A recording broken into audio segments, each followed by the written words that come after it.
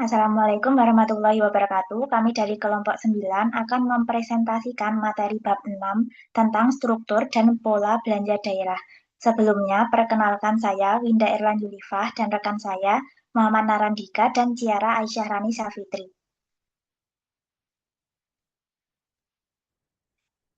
Langsung saja yang pertama, pentingnya memahami konsep belanja. Perencanaan dan pengendalian belanja merupakan aktivitas yang sangat penting dalam pengelolaan keuangan daerah. Mengapa? Karena belanja yang tidak terencana dan tidak terkendali akan menjadi sumber inefisiensi dan pemborosan uang negara yang sangat merugikan masyarakat.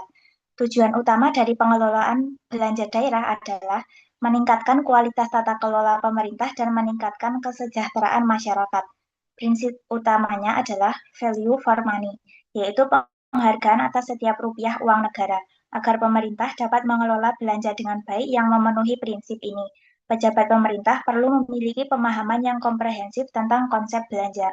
Dengan memahami konsep belanja, maka perencanaan dan pengendalian pengeluaran pemerintah menjadi lebih mudah dilakukan. Next. Selanjutnya, pengertian biaya atau beban.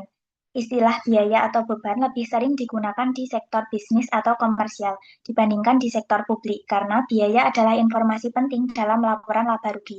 Definisi biaya adalah pengorbanan sumber daya ekonomi yang dilakukan untuk memperoleh manfaat di masa sekarang dan yang akan datang.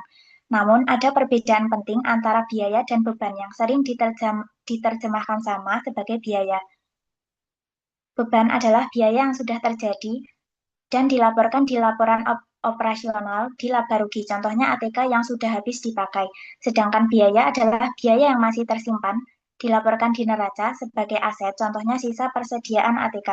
Sebagai contoh, Pemda membeli ATK 10 juta, selama setahun terpakai 8 juta, maka 8 juta sebagai beban masuk laporan operasional dan 2 juta sebagai biaya tersimpan masuk neraca.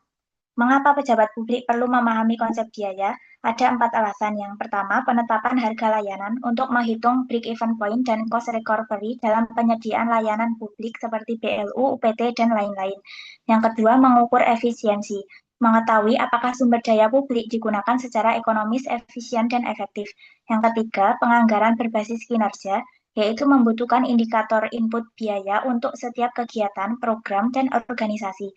Yang keempat, pengambilan keputusan digunakan dalam proses tender, outsourcing, atau privatisasi untuk menentukan pilihan terbaik. Next. Selanjutnya, pengertian belanja.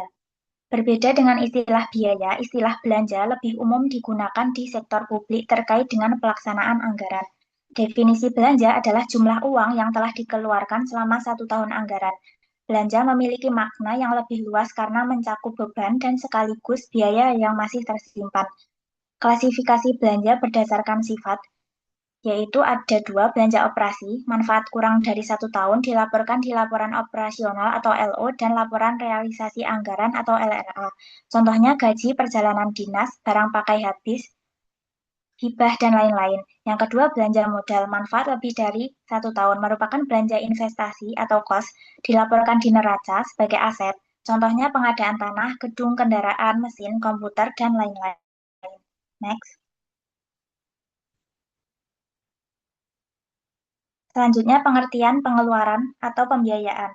Tidak setiap pengeluaran kas dari rekening kas umum daerah merupakan belanja. Bisa jadi itu adalah pengeluaran pembiayaan. Definisi pengeluaran pembiayaan adalah komponen pos pembiayaan dalam struktur APBD yang dimaksudkan untuk memanfaatkan surplus anggaran. Perbedaan mendasar dengan belanja. Belanja adalah pengeluaran yang tidak akan diterima kembali, sedangkan pengeluaran pembiayaan adalah pengeluaran yang pada suatu saat dapat diterima kembali. Jenis-jenis pengeluaran pembiayaan ada 5 macam. Satu, pembentukan dana cadangan. Dua, penyertaan modal BUMD. Tiga, pembelian surat berharga seperti SUN dan obligasi daerah. Empat, pelunasan utang. Dan lima, pemberian pinjaman. Mekanismenya yang berbeda. Belanja melalui mekanisme SPP, SPM, SP2D yang melibatkan SKPD, PA atau PB, dan BUD dilakukan oleh eksekutif setelah APBD disahkan. Sedangkan pengeluaran pembiayaan harus melalui persetujuan Dewan dan membutuhkan bukti memorial atau MOU dan hanya dilakukan oleh Bendahara Umum Daerah atau BUD. Next. Selanjutnya konsep biaya atau belanja. Untuk memahami lebih dalam tentang biaya, kita perlu memahami 4 komponen utama. Yang pertama, objek biaya adalah segala sesuatu yang menjadi tujuan pembebanan biaya, bisa berupa produk, barang, atau jasa, program, kegiatan, fungsi, unit kerja, organisasi secara keseluruhan. Prinsip pentingnya yaitu different cost for different purpose. Artinya setiap biaya yang dikeluarkan harus memiliki tujuan, dan tujuan inilah yang menjadi dasar penentuan objek biaya. Mengapa pemahaman ini penting? Karena kesalahan dalam mengenali objek biaya bisa berakibat fatal. Suatu produk, program, atau unit kerja bisa menanggung biaya yang sebenarnya bukan tanggung jawabnya. Selanjutnya, pelacakan biaya atau cost tracing adalah proses mengidentifikasi dan membebankan biaya ke objek biaya berdasarkan kaitannya dengan objek biaya. Biaya diklasifikasikan menjadi biaya langsung dan biaya tidak langsung. Biaya langsung yaitu memiliki keterkaitan langsung dari dan eksklusif. Contohnya gaji pegawai yang bekerja khusus untuk suatu program. Dan biaya tidak langsung yaitu tidak memiliki kaitan langsung. Contohnya biaya listrik gedung perkantoran yang digunakan bersama.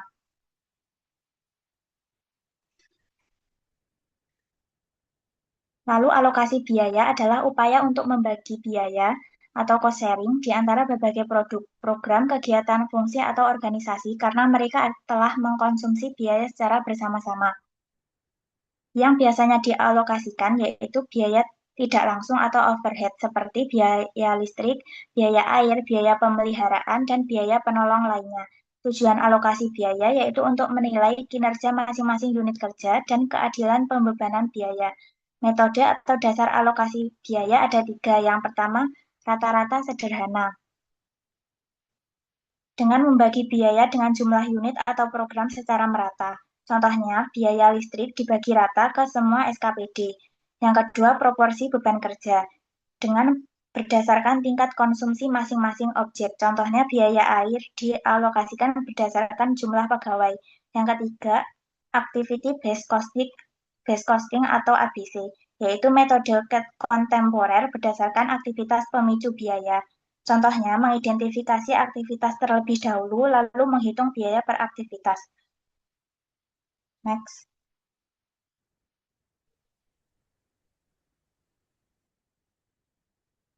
Lalu yang selanjutnya ada terkait akumulasi biaya. Nah, apa sih itu akumulasi biaya?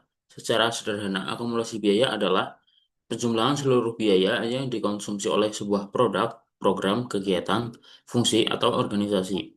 Misalnya, jika kita menyelenggarakan program pelatihan, nah kita itu harus menjumlahkan semua pengeluaran seperti honorarium narasumber, konsumsi, bahan ajar, sewa ruang, dan sebagainya. Nah, itulah yang merupakan akumulasi biaya. Cakupan dari akumulasi biaya ini meliputi biaya langsung yang jelas melekat pada objek biaya dan biaya tidak langsung, misalnya biaya administrasi umum yang dialokasikan. Tujuan dari akumulasi biaya ini adalah untuk menghasilkan informasi total biaya yang akurat. Informasi tersebut antara lain terkait perencanaan, pengendalian, evaluasi, dan evaluasi kerja. Lalu yang selanjutnya ada klasifikasi biaya. Yang pertama ada klasifikasi biaya berdasarkan waktu terjadinya. Berdasarkan waktu terjadinya dibagi menjadi tiga. Yang pertama yaitu biaya historis. Ini adalah biaya yang benar-benar terjadi di masa lampau dan sudah dicatat dalam sistem akuntansi. Nilainya tidak berubah kecuali ada reevaluasi. Sebagai contoh sederhana yaitu jika tahun lalu kita membeli tanah seharga 200 juta, maka nilai tanah tersebut akan dilaporkan terus sebesar 200 juta di neraca, meskipun harga pasar saat ini mungkin sudah naik. Biaya historis penting untuk program pelaporan kinerja masa lalu dan evaluasi, tetapi kurang relevan untuk keputusan yang mengantisipasi masa depan. Lalu yang kedua ada biaya sekarang atau current cost. Biaya sekarang sering juga disebut biaya pengganti atau replacement cost. Ini adalah biaya yang diukur berdasarkan nilai pasar saat ini. Jika nilai pasar tidak diketahui, kita bisa menggunakan biaya produksi sendiri, nilai jual, nilai bersih yang dapat direalisasikan atau bahkan nilai sekarang dari arus kas masa depan. Biaya sekarang sangat relevan untuk perencanaan karena mencerminkan harga yang harus kita bayar jika kita melakukan kegiatan ini. Lalu yang ketiga ada biaya yang dianggarkan. Biaya dianggarkan adalah biaya yang direncanakan akan terjadi di masa mendatang sesuai dengan dokumen APBN atau OPBD.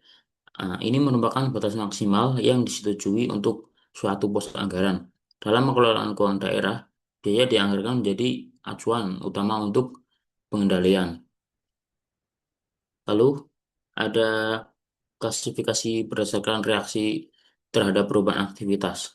Klasifikasi ini sangat penting karena membantu kita memahami bagaimana akan berubah, bagaimana biaya akan berubah ketika volume kegiatan bertambah atau berkurang. Terdapat tiga kelompok biaya tetap. Terdapat tiga kelompok yaitu biaya tetap, biaya yaitu biaya yang jumlah totalnya tidak terpengaruh oleh perubahan tingkat aktivitas. Lalu biaya variabel adalah biaya yang jumlah totalnya berubah secara proporsional dengan perubahan tingkat volume kegiatan. Lalu biaya campuran adalah biaya yang memiliki karakteristik gabungan pada rentang tertentu. Bersi- Nah, biaya ini pada rentang tertentu bersifat tetap, namun setelah melewati ambang batas tertentu, biayanya menjadi biaya variabel. Biaya yang klasifikasi biaya yang pertama yaitu biaya, biaya tetap, itu definisinya biaya tetap adalah biaya yang jumlah totalnya tidak berubah, meskipun volume kegiatan berubah selama masih dalam kapasitas yang tersedia. Hmm, Biaya ini memiliki karakteristik yaitu total biaya tetap dan konstan. Biaya per unit akan menurun ketika volume kegiatan meningkat karena biaya tetap total dibagi dengan volume yang lebih besar. Sebagai contoh di pemerintah daerah yaitu gaji dan tunjangan PNS. Meskipun ada kegiatan atau tidak ada kegiatan, pegawai harus tetap digaji. Lalu ada biaya pemeliharaan gedung, kendaraan, dan mesin. Gedung yang menganggur pun tetap memerlukan perawatan agar tidak rusak. Nah, mengapa ini penting? Biaya tetap adalah beban minimal yang harus disediakan oleh organisasi. Bahkan ketika tidak ada kegiatan sekalipun, biaya tetap tetap harus dikeluarkan. Oleh karena itu, manajer publik harus berupaya menekan biaya tetap hingga level yang paling efisien. Jika biaya terlalu tinggi, maka alokasi anggaran untuk program dan kegiatan akan tersedot hanya untuk menutup biaya tetap, sehingga ruang fiskal untuk pembangunan menjadi sempit. Next. Lalu ada biaya variabel atau variable cost. Nah, biaya variabel ini adalah biaya yang jumlah totalnya berubah secara proporsional dengan perubahan volume kegiatan. Karakteristik biaya ini yaitu total biaya variabel naik jika volume kegiatan naik dan turun jika volume kegiatan turun. Lalu biaya per unit relatif tetap tidak terpengaruh oleh perubahan volume. Sebagai contoh, di pemerintah daerah yaitu biaya bahan dan material untuk pembangunan infrastruktur.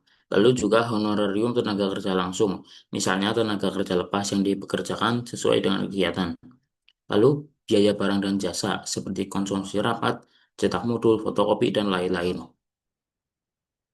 Implikasi biaya variabel ini bersifat biaya ini bersifat fleksibel dan dapat dikendalikan oleh manajer.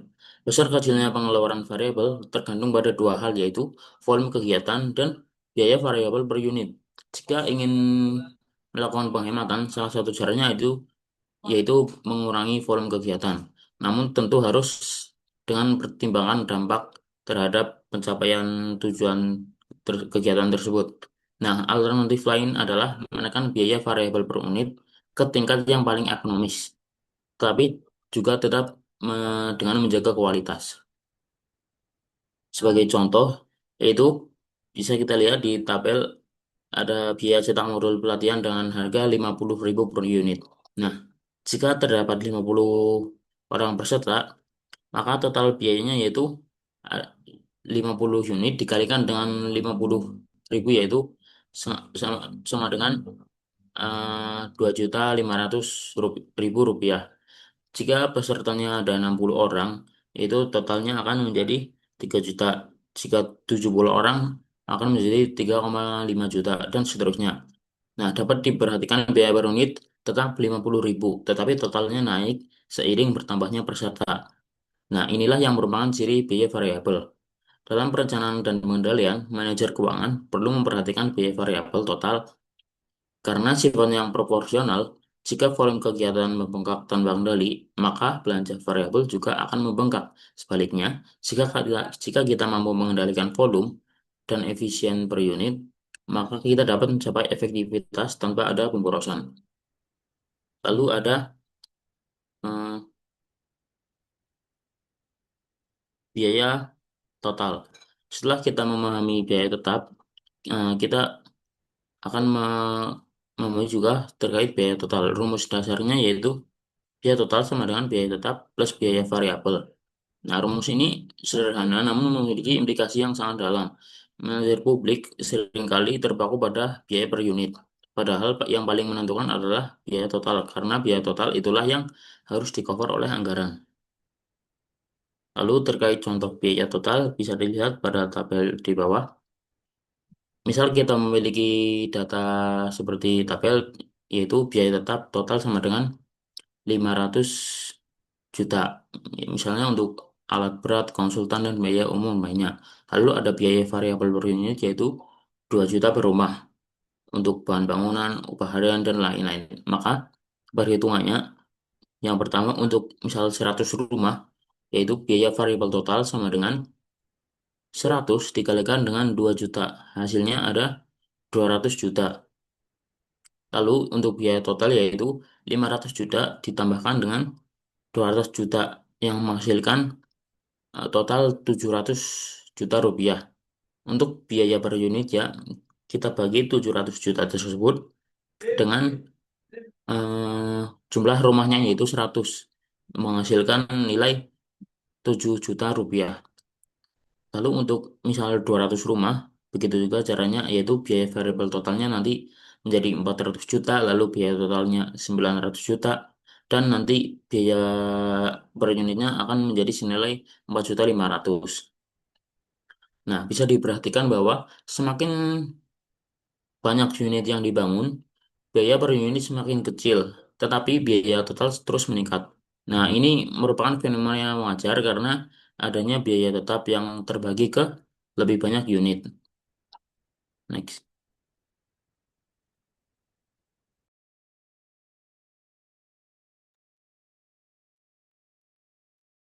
Selanjutnya itu ada klasifikasi biaya berdasarkan hubungannya dengan aktivitas. Nah, biaya itu bisa diklasifikasikan jadi dua, ada biaya langsung atau direct cost dan juga biaya tidak langsung atau indirect cost. Nah, biaya langsung itu biaya yang terkait dengan kegiatannya, artinya suatu kegiatan itu tidak akan terlaksana tanpa biaya tersebut. Nah, biaya langsung itu contohnya seperti biaya tenaga kerja langsung, biaya barang dan jasa, dan juga belanja modal. Nah, kalau biaya tidak langsung atau indirect cost, itu biaya yang tidak terkait secara langsung dengan suatu kegiatan yang dilaksanakan. Nah, kaitan biaya ini dengan kegiatan itu bersifat tidak langsung, yang artinya suatu kegiatan itu masih bisa dapat berjalan meskipun biaya tidak langsung tersebut tidak dikeluarkan. Nah, contohnya itu seperti biaya tenaga kerja tidak langsung, biaya pendidikan, pelatihan, dan tugas pegawai, biaya riset dan pengembangan, biaya administrasi dan umum, dan biaya penyusutan. Nah, berdasarkan Permendagri nomor 59 tahun 2007, klasifikasi belanja dalam sistem anggaran itu dikelompokkan menjadi belanja tidak langsung dan belanja langsung. Nah, belanja tidak langsung yaitu belanja yang tidak terkait langsung dengan program dan kegiatan. Belanja tidak langsung itu dirinci lagi menurut jenis, objek, dan rincian objek. Ada jenis belanja tidak langsung itu seperti belanja pegawai dengan objek belanja, yang kedua itu ada belanja bunga, yang belanja subsidi, belanja hibah, belanja bantuan keuangan, belanja bantuan sosial, dan juga belanja tidak terduga. Nah, selanjutnya untuk jenis belanja langsung itu seperti belanja pegawai, belanja barang dan jasa dengan objek belanja, dan juga belanja modal dengan objek belanja.